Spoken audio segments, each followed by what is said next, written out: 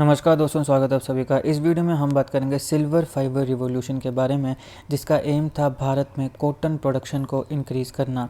तो यहाँ पे सिल्वर रिवॉल्यूशन किसके द्वारा लाया गया, कैसे इसे एग्जीक्यूट किया गया और इसकी आउटकम कितनी आई, कितना कॉटन प्रोडक्शन में हमारे भारत में इंक्रीज़ देखने को मिला, सारी चीज़ों को विस्तार से कवर करने वाले हैं। वीडियो को अंत तक जरूर देखिएगा। चैनल पर नए हो तो सब्सक्राइब अवश्य करिएगा। Politics, economy, GK, geography, science, technology तमाम वीडियोज़ के लिए हमारी प्लेलिस्ट को जरूर चेक करिएगा। आप किसी भी एग्जाम की तैयारी कर रहे हो, हमारी प्लेलिस्ट और करंट अफेयर की बाकी वीडियोज़ को देख के आपको काफ़ी हेल्प मिलने वाली है। इससे समय निकाल के हमारे चैनल को जरूर चेक करिएगा। चलिए शुरुआत करते हैं। देखिए दोस्तों, सिल्वर फाइबर रिवॉल्यूशन, इसे टेक्नोलॉजी मिशन ऑन कॉटन भी कहते हैं और इसे मिनी मिशन 1 भी कहते हैं। ध्यान रखिएगा, यहाँ पे 4 इंपॉर्टेंट मिनी मिशन हुए, चारों को हम कवर करेंगे। तो यहाँ पे सिल्वर फाइबर रिवॉल्यूशन ये मिनी मिशन 1 के साथ जुड़ा है, टेक्नोलॉजी मिशन ऑन कॉटन। इसका एम क्या था, भारत में कॉटन की जो प्रोडक्शन है उसको इंक्रीज़ किया जाए। इसको 2000 में लॉन्च किया गया था, फरवरी 2000 में। तो ये सीधा सवाल बन सकता है कि सिल्वर फाइबर रिवॉल्यूशन जो है उसे कब लॉन्च किया गया था, फरवरी 2000 में।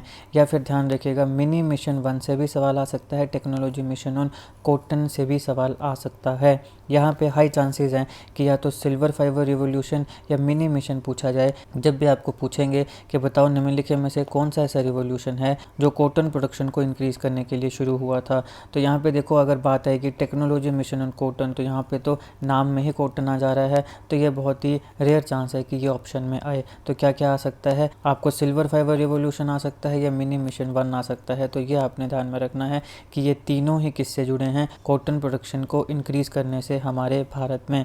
कब लॉन्च हुआ था, फरवरी 2000 में। अगर हम इसके गोल की बात करें तो देखिए, कॉटन प्रोडक्शन और उसकी प्रोडक्टिविटी को इम्प्रूव करना इसका एक गोल था।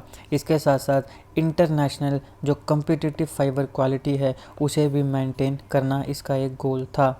अब यहाँ पे सवाल आता है कि इसका नाम सिल्वर रिवॉल्यूशन क्यों पड़ा, सिल्वर से इससे क्या लेना देना। तो देखिए, कॉटन फाइबर जो है वो सिल्वरी वास्प लाइक अपीयरेंस का होता है। कॉटन फाइबर सिल्वरी और वास्प लाइक अपीयरेंस का होता है, इसीलिए इस चीज़ से ये नाम डिराइव हुआ, silver revolution. Cotton fibre silvery और वास्प लाइक अपीयरेंस का होता है, इसलिए सिल्वर रिवॉल्यूशन। अगर हम इसके फ़ंड की बात करें तो department of agriculture and corporation के द्वारा इसे फ़ंड किया गया, ministry of agriculture, government of India. अब इसे एग्जीक्यूट कौन कर रहा है, इस रिवॉल्यूशन को पूरा कौन कर रहा है, Indian council of agricultural research इसे पूरा कैरिड आउट कर रहा है। किसके माध्यम से, नेशनल एग्रीकल्चरल रिसर्च सिस्टम के माध्यम से।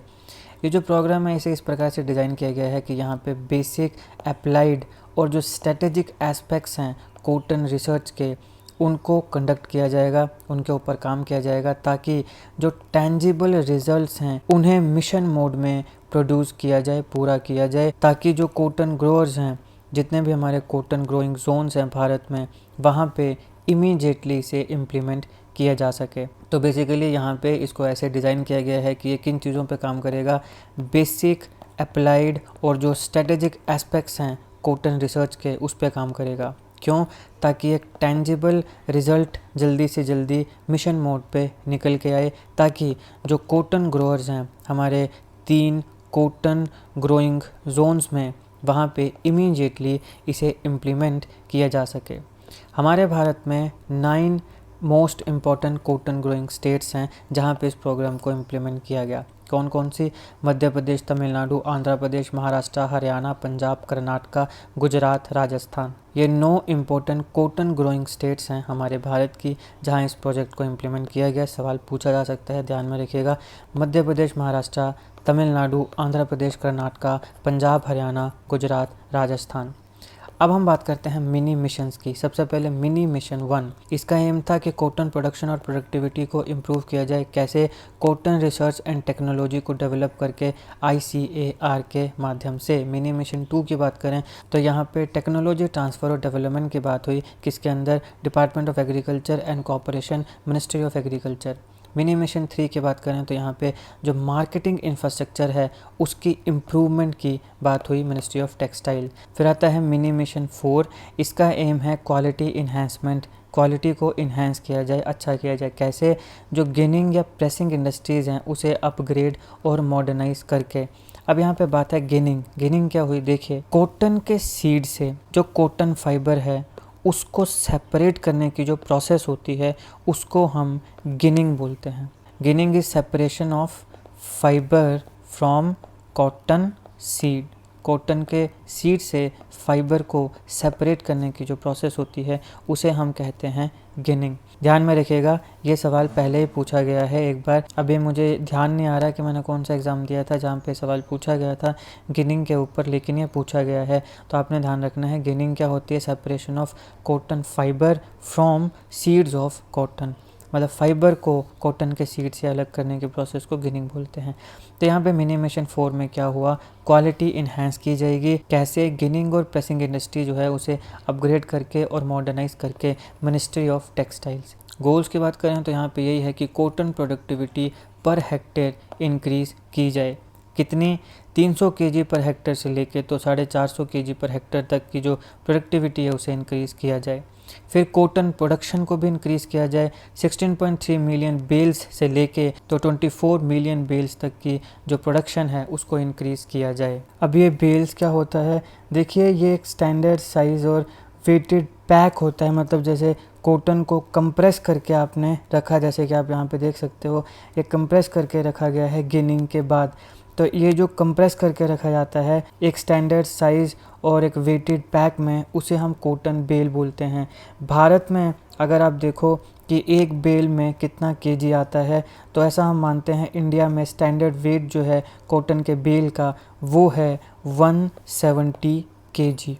तो ये जो है यहाँ पे आपको दिख रहा है फोटो में, ये बेल है, मतलब यहाँ कंप्रेस करके कॉटन को रखा गया है गिनिंग के बाद। और एक बेल का जो स्टैंडर्ड वेट है भारत में वो 170 केजी है। अलग अलग कंट्रीज़ में अलग अलग होता है। जैसे अगर आप यूएस की बात करें तो वहाँ पे 218 केजी, अगर आप ऑस्ट्रेलिया की बात करें तो 227 केजी। भारत में स्टैंडर्ड वेट कितना है? 170 केजी। अब यहाँ पे कॉटन प्रोडक्शन और कॉटन का जो एरिया है कल्टीवेशन का उसे इंक्रीज़ करने की बात तो ही कितनी वो हमने देख लिया, लेकिन किस 5 ईयर प्लान में ये हुआ था?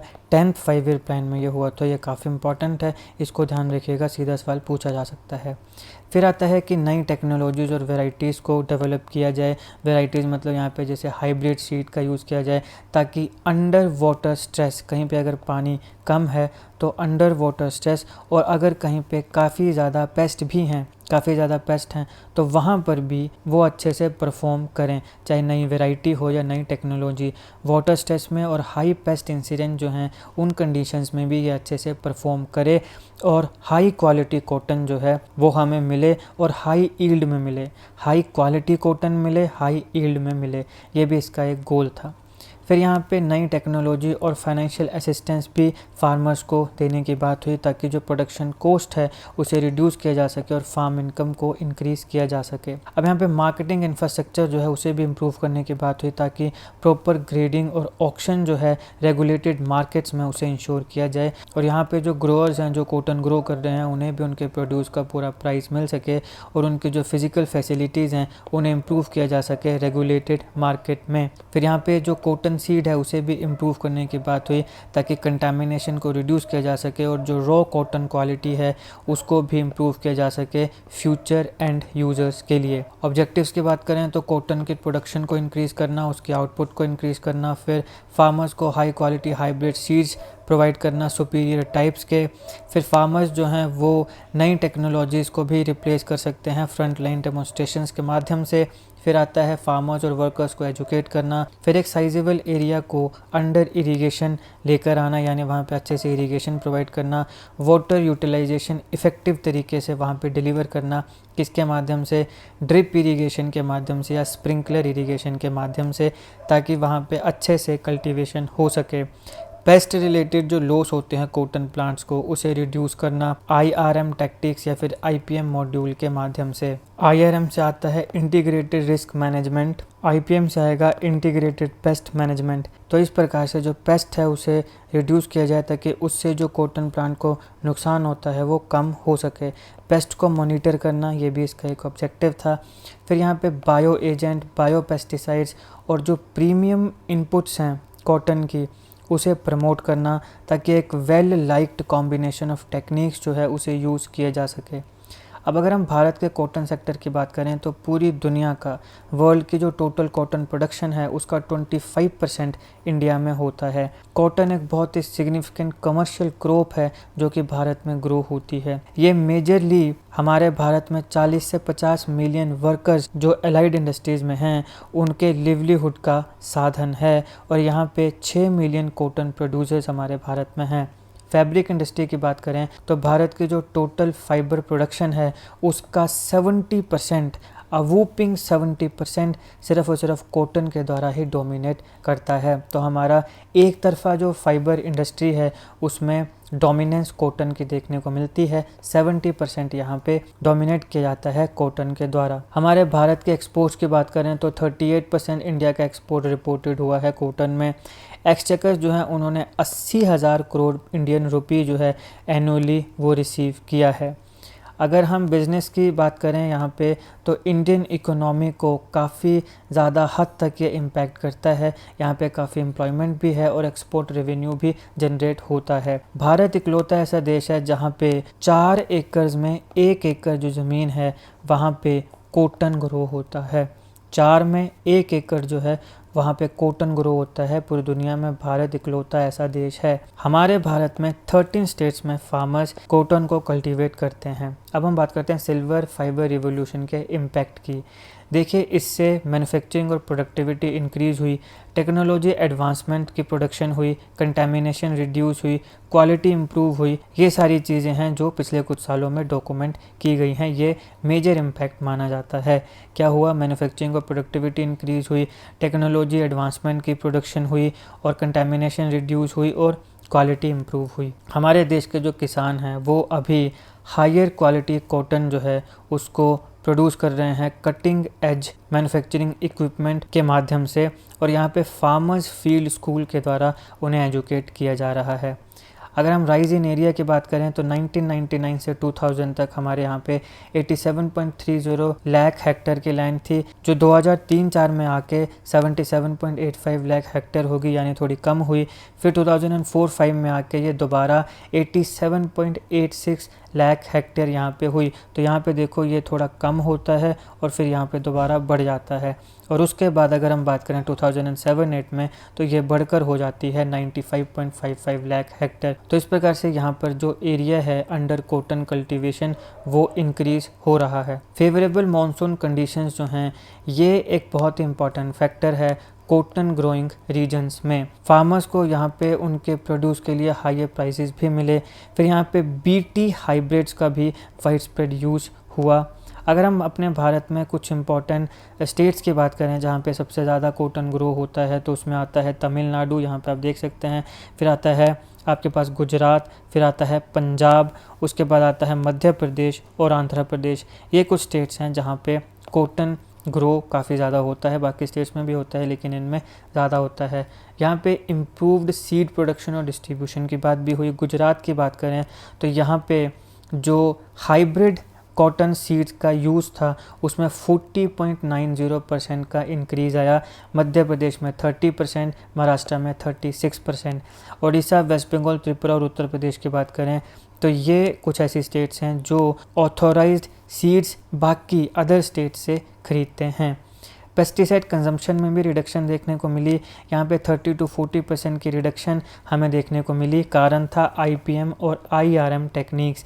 जब इन टेक्निक्स का यूज़ हुआ तो पेस्टिसाइड की कंजम्पशन भी डिक्रीज़ हुई। ये जो टेक्निक्स हैं ये कुछ स्टेट्स में काफ़ी ज़्यादा पॉपुलर हो गई, जैसे Andhra Pradesh, Haryana, Maharashtra, Gujarat and Tamil Nadu. Import export की बात करें तो 2007-08 के फिस्कल ईयर को अगर कंसिडर किया जाए तो हमारे यहाँ पे जो कॉटन एक्सपोर्ट है वो 85 लाख सेल्स इतना ज़्यादा इंक्रीज़ हुआ 60,000 से लेके। पिछले प्रीवियस ईयर में कितना था? 60,000। अभी 2007-08 फिस्कल ईयर में 85 लाख सेल्स हुआ। कारण क्या था? Silver fibre revolution. TMC से पहले अगर हम बात करें तो हमारे जो इंपोर्ट थे वो 25.26 लाख सेल्स थे एक समय, लेकिन 2007-08 तक आते आते ये 6.5 लाख सेल्स तक पहुंच गए। तो यहाँ पे आप देखो कि हमारा जो इंपोर्ट है वो कम हो रहा है, क्योंकि हमारे भारत की जो अपनी प्रोडक्शन है वो काफ़ी इंक्रीज़ हो रही है। पिछले कुछ सालों में कॉटन एक्सपोर्ट जो है वो काफ़ी ज़्यादा इंक्रीज़ हुआ है और इम्पोर्ट हमारा काफ़ी कम हो गया है। आप समझ तो ना, एक्सपोर्ट यानी कि अपने देश का माल किसी और देश में बेचना, इम्पोर्ट माने कि हम अंदर लेकर आ रहे हैं। आई से इम्पोर्ट, आई से इन मतलब हम खरीद रहे हैं। इम्पोर्ट इन यानी अंदर लेकर आ रहे हैं। एक्सपोर्ट एक्स है ना, एक्स मतलब बाहर फेंकना। तो एक्सपोर्ट जो हैं वो हमारे बड़े हैं, इंपोर्ट हमारे कम हुए हैं। ये था इस लेक्चर का एनालिसिस। आई होप आपको वीडियो अच्छी लगी हो। अगर आपको अच्छी लगे तो लाइक करिएगा, शेयर करिएगा। ऐसे मैंने और भी काफ़ी इंपॉर्टेंट एग्रीकल्चर रिवोल्यूशंस को कवर किया है। वाइट रिवोल्यूशन है, वाइट रिवोल्यूशन 2.0 है जिसको मैंने अभी हाल ही में कल परसों ही कवर किया था। फिर आता है green revolution, blue revolution, pink revolution, golden revolution, golden fibre revolution, rainbow revolution, evergreen revolution. ऐसे तमाम इंपॉर्टेंट रिवोल्यूशन है जिनको मैं ऑलरेडी कवर कर चुका हूँ। अगर आपने नहीं देखे हैं तो ज़रूर देखिएगा। इन सारों की लिंक मैं आपको डिस्क्रिप्शन में भी दे दूंगा, और आप मेरी प्लेलिस्ट में जाइए एग्रीकल्चर रिवोल्यूशंस, वहाँ पे भी आपको सारे इंपॉर्टेंट वीडियोस मिल जाएंगे जो आपके एग्जामिनेशन के लिए काफ़ी इंपॉर्टेंट हैं। तो जो देखिएगा, लिंक मैं इन सब का डिस्क्रिप्शन में दे दूंगा, और आप मेरी प्लेलिस्ट में जाकर भी चेक कर सकते हैं। Politics, economy, GK, geography, science, environment, ecology की तमाम वीडियोस के लिए हमारी प्लेलिस्ट को जो चेक करिएगा। आप किसी भी एग्जाम की तैयारी कर रहे हो, हमारी प्लेलिस्ट और करंट अफेयर की बाकी वीडियोस को देख के आपको काफ़ी हेल्प मिलने वाली है। इसलिए समय निकाल के हमारे चैनल को जरूर चेक करिएगा। GK, current affair, GK tricks के ऐसी वीडियोस के लिए हमारे चैनल को सब्सक्राइब करिएगा। बेल आइकन को जरूर दबा दीजिएगा ताकि किसी वीडियो की नोटिफिकेशन आपसे मिस ना हो। आपका बहुत बहुत धन्यवाद।